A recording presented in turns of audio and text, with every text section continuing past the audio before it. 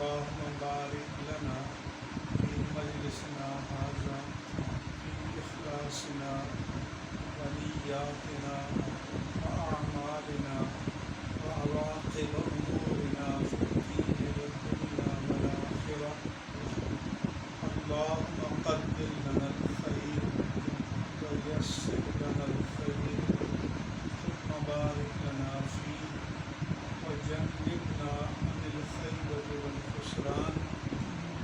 اللهم ربنا أحينا على الإسلام وأمتنا على الإيمان واحشرنا مع عبادك الصالحين. صلى الله تعالى على حبيبه سيدنا ومولانا محمد وعلى آله وصحبه